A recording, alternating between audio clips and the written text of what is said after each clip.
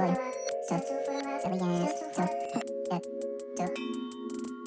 it's still two for the whole world. 10 toes down, chose my own words wisely. I poet like a bar. Send you spit like Toot. What's going on, y'all? Welcome back to another episode of the Two for the World Show. Here on the platform where we create us is Actual Factuals. I'm your host, William Zillions. Thank you for tuning in. Yo, there's tons of stuff to get into. Let's get into it. Yo, this last month has been really awesome.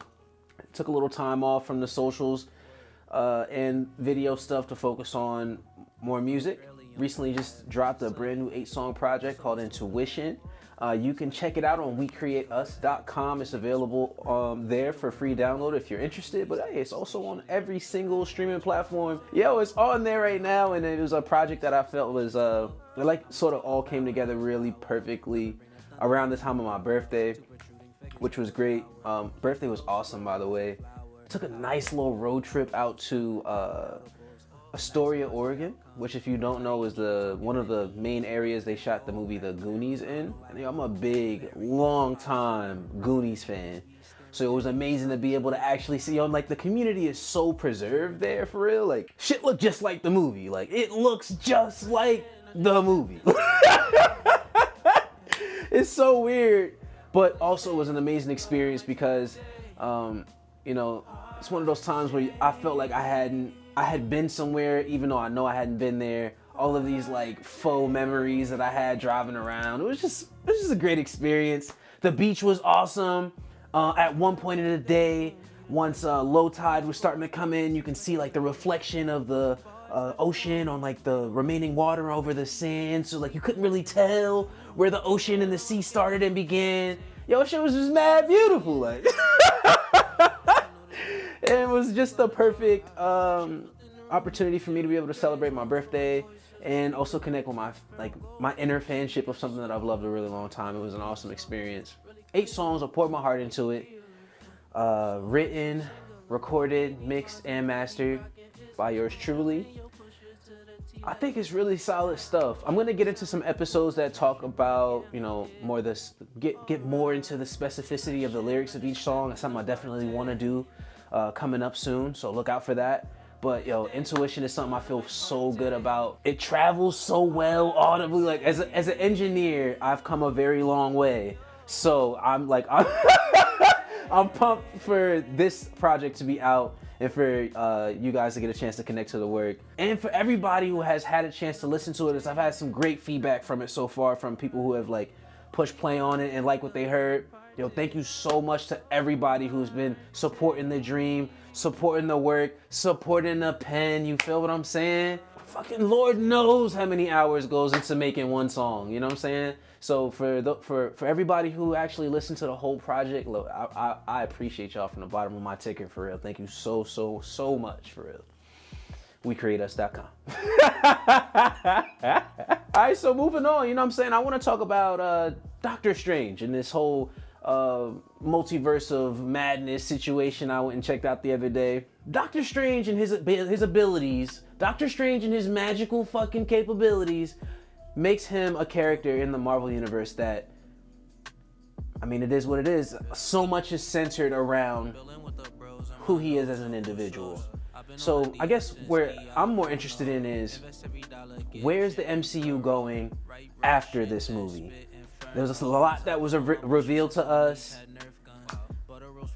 What can I say? You know what? I'm gonna just be honest. So when it comes to the more magic-based characters in the MCU, I don't really have that big an interest in them. Like, at the end of the day, the action sequences are really just pow pow, pum pum, pow pow, Harry Potter shit. You know what I'm saying? And I feel like that's cool. Time and place for it. But I think I'm more of like I definitely am more of a melee character fan. People who are actually out here fighting and actually whipping ass and actually putting foot like that last sequence with Thanos versus Captain America versus Thor versus whoever the other third motherfucker was. That was a fight, you know what I'm saying? But with the magicians, like, they're not really fighting, they're not really scrapping. It's more like pee slash, you know, look at that, bro. Like, it's cool. At the end of the day, what happens in one universe don't really matter to other universes unless you get this insurgents conversation that we got into with the reveal of the Illuminati in the movie, getting to see Reed Richards, which was cool, Buddy with the beard, fucking John Reacher, whatever, Jack Reacher Buddy. Overall, I thought the movie was good. I thought it was a great watch. The magician element of it is really cool, really interesting. The visuals, it's a very pretty movie. Overall, just a very aesthetically pretty movie. I like the America Chavez character. She added a ton of heart to the scenario every single time. And her, like, the element of her not being able to control this, like, way OP level superpower, but her only being able to use it when she's under duress was a great element of the story. Sort of allowed for her character to have some sort of overarching development, which was great. The multiverse of Doctor Strange's was really cool to see. I called this shit, first of all. Let's start there. I called this shit months ago. So did you see What If? Did you see any of Disney's What Ifs? If you did you see the Doctor Strange What If? And if you did, then you know where I'm going with this. You feel me? As soon as I saw the final bit of the last Spider-Man movie, the No Way Home, I was like, oh, they gonna do the What If. They gonna do What If until the What If cows multiverse home, son. And that's what they did, which I'm happy for because I really enjoyed so much of what What If offered to us as viewers. The Doctor Strange episode, though, is probably one of the most impactful for me because it didn't really end on it ended heavily, you know what I'm saying? And the whole episode was heavy, and it just made me attached to Doctor Strange a little bit more invested in him now. Because, you know, like I said, I'm not like a huge magic character person. It's the dynamic versatility of the MCU, which is what allows for me to appreciate it how I do. So I'm gonna take it for what it's worth, but I am interested to see where this is going. I want to talk about the new Sonic 2 movie. Wait, there's a better way of introing that.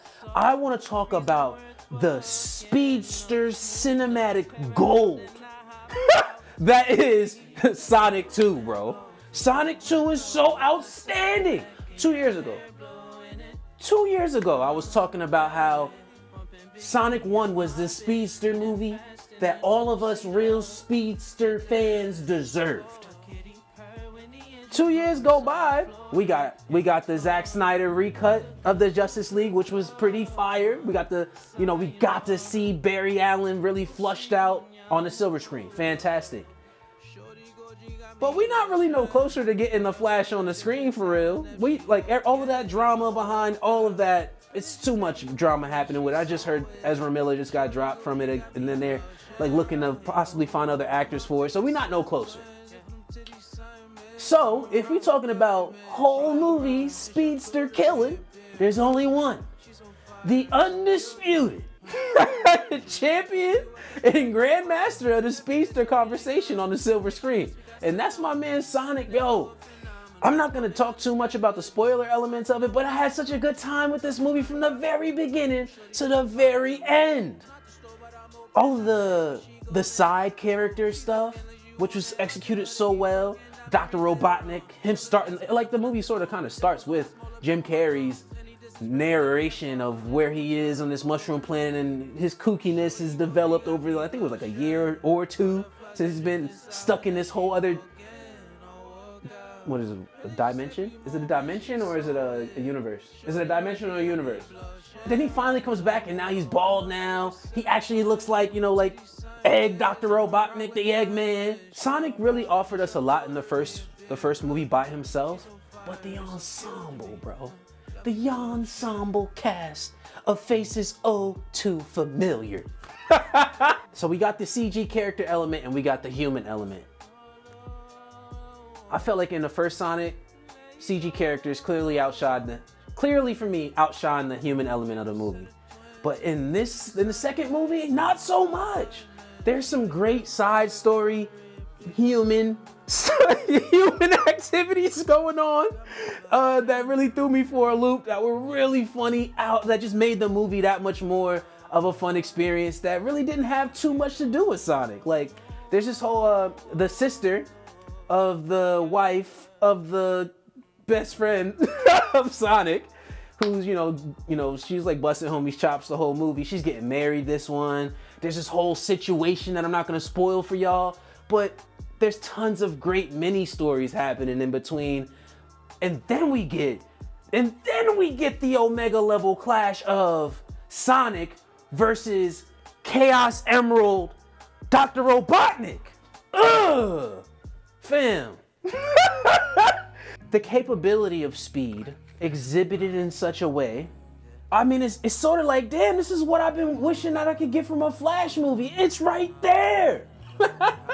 But it's okay though, cause like, I'm enjoying Sonic and I like the story and how it's developing and the standards for the visual spectacles that we're getting from Speedster movies being defined by Sonic. That's kind of fire.